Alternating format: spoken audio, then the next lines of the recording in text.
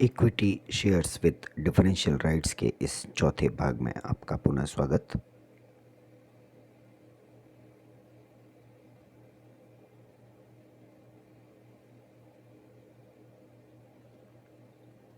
विभेदात्मक अधिकारों के साथ समतांशों के कानूनी प्रावधान जो कंपनी अधिनियम 2013 में दिए गए हैं, हम उनके बारे में बात कर रहे हैं। अब तक 3 व्याख्यान हम कंप्लीट कर चुके हैं।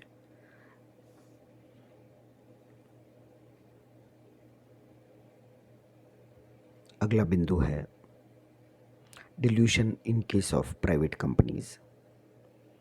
निजी कंपनियों के मामले में कमजोर पड़ना।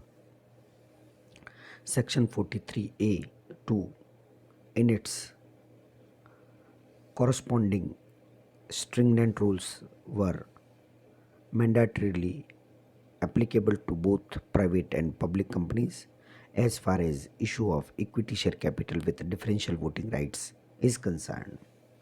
धारा 43A(2) और इससे संबंधित कड़े नियम निजी और सार्वजनिक दोनों कंपनियों के लिए अनिवार्य रूप से लागू होते हैं।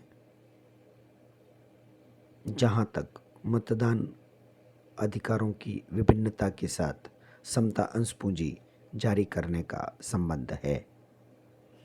However, the Ministry of Corporate Affairs has wide its notification GSR 464E exemptions to private companies notification Ministry of Corporate Affairs June 5, 2015 has exempted private companies from the applicability of Section 43 and rules, and private companies are now free to structure their share capital in a manner they deemed best in the interest of the company। Corporate मामलों के मंत्रालय ने अपनी अधिसूचना GSR 464E निजी कंपनियां अधिसूचनाएं corporate मामलों के मंत्रालय 5 जून 2015 के माध्यम से निजी कंपनियों को धारा 43 और नियमों के प्रयोजन की छूट दी गई है और निजी कंपनियां अब अपने अंश पूंजी को कंपनी के हित में किसी सदस्य के रूप में सर्वश्रेष्ठ तरीके से उपयोग ले सकती है।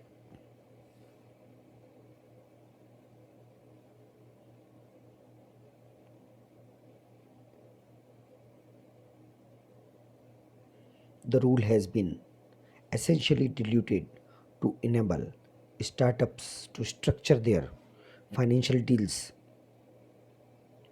without compromising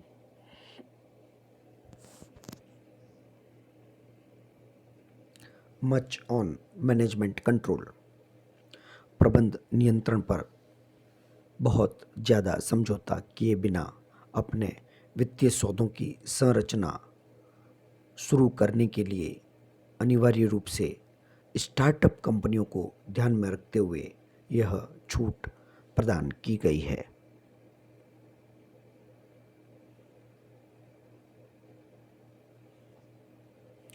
The rights of a shares of a particular class once issued can be varied or altered under Section 48। एक विशेष वर्ग के अंशों के एक बार जारी किए जाने के अधिकारों को धारा 48 के तहत बदला जा सकता है यदि A. If provisions with respect to such variation is contained in the memorandum or articles of the company। अगर इस तरह के बदलाव के संबंध में प्रावधान कंपनी के ज्ञापन में निहित है। B. In the absence of any such provision in the memorandum or articles, if such variation is not prohibited by terms of issue of the shares of that class।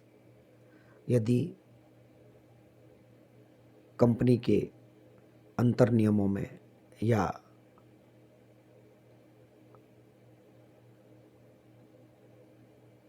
Memorandum में ऐसे किसी भी प्रावधान की व्यवस्था नहीं है और अगर बदलाव उस वर्ग के अंश जारी करने की शर्तों के द्वारा भी प्रतिबंधित नहीं किया गया है।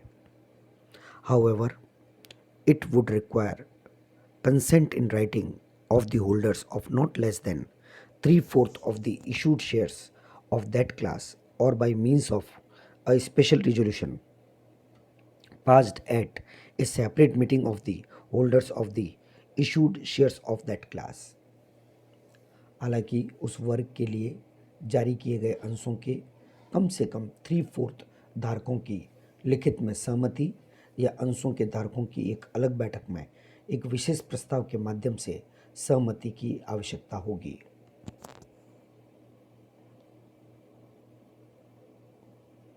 Hence, if equity shareholders Series A requires a change in their rights of a particular nature, either a special resolution of a specially convened meeting of this particular class of shareholders will suffice, or otherwise more than 75% shareholders can give their consent in writing।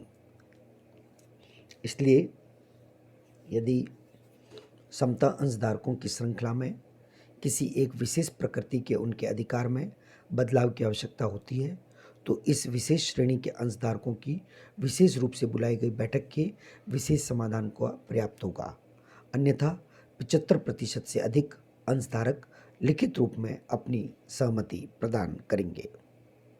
However, it must be understood that a company having equity shares with voting rights cannot convert them into equity shares with differential voting rights or vice versa। This has been necessitated after the making of the Rule 4 of the Company's Share Capital and Debenture Rules 2014। हालांकि यह जानना आवश्यक है कि एक company के समतांश जिन मतदान अधिकारों के साथ है उन्हें विभेदक अधिकारों के साथ समतांशों में परिवर्तित नहीं किया जा सकता और ना ही इसका उल्टा किया जा सकता है जब से अंश पूंजी और ऋण पत्र नियम 2014 के अंतर्गत नियम 4 बनाया गया है। However, the valuation in their rights should not affect the rights of any other class, say equity shares B class or preference shares। जब किसी समतांश के अधिकारों में भिन्नता होती है तो वह किसी भी अन्य वर्ग के अधिकारों को प्रभावित नहीं करनी चाहिए, जैसे समतांश जो बी क्लास के हैं या अधिमानांश। In such situation, if variation by one class of shareholders affect the rights of any other class of shareholders, the consent of 3/4 of such other class of shareholders shall also be obtained, and the provision of this section shall apply in such variation। ऐसी स्थिति में अगर भिन्न अंशधारकों के एक वर्ग द्वारा किसी भी अन्य वर्ग के अंशधारकों के अधिकारों को प्रभावित करती है तो ऐसे अन्य वर्ग के अंशधारकों की 3/4 सहमति भी प्राप्त की जाएगी और इस धारक के प्रावधानों के अनुसार बदलाव पर लागू किया जाएगा।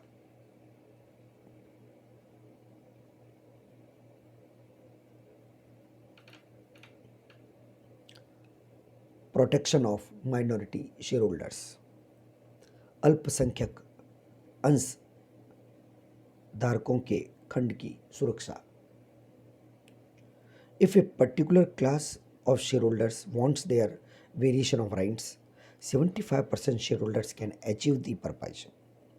अगर अंशधारकों का एक विशेष खंड अपने अधिकारों की भिन्नता चाहता है तो 75% शेयरधारक इस उद्देश्य को प्राप्त कर सकते हैं। What shall be the fate of remaining 25%? शेष 25% के भाग्य का क्या होगा? If they are fragmented, not much can be done. यदि वे विखंडित हैं तो बहुत कुछ नहीं किया जा सकता।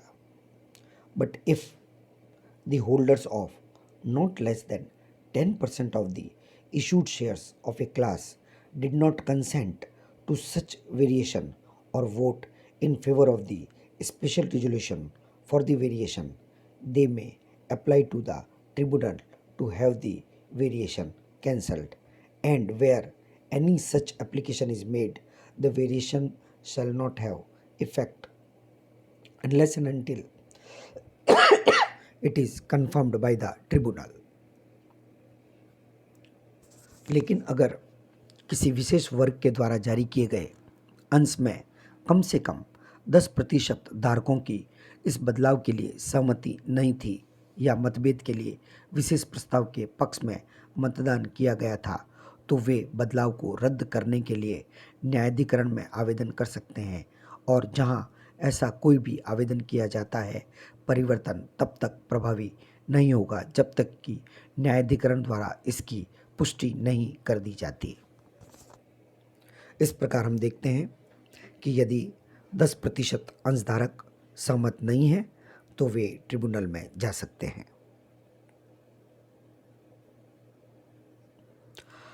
However, the application under this section shall be made within 21 days after the date on which the consent was given or the resolution was passed, as the case may be, and may be made on behalf of the shareholders entitled to make the application by such one or more of their numbers as they may appoint in writing for the purpose।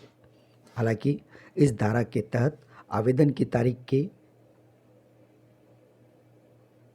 21 दिन के भीतर ही इस प्रकार का आवेदन दिया जा सकता है जिस प्रस्ताव पर सहमति दी गई, जैसा कि मामला हो, और ऐसे अंशधारकों की ओर से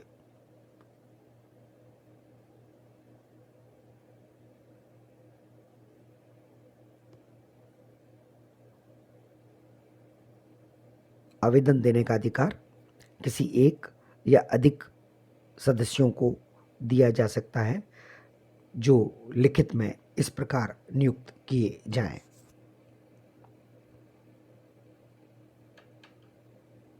The decision of the tribunal on any application under subsection 2 shall be binding on the shareholders। न्यायाधिकरण द्वारा लिया गया निर्णय जो उपधारा 2 के अंतर्गत लिया जाएगा वो सभी अंशधारकों को बाध्य करेगा। The company must comply with the order and within 30 days of the date of the order of the tribunal file a copy thereof with the registrar। Company को न्यायाधिकरण के आदेश की अनुपालना करनी होगी और न्यायाधिकरण द्वारा दिए गए निर्णय की तारीख के 30 दिनों के भीतर भीतर उसकी एक प्रतिलिपि रजिस्ट्रार के पास उपलब्ध करवानी होगी। धन्यवाद।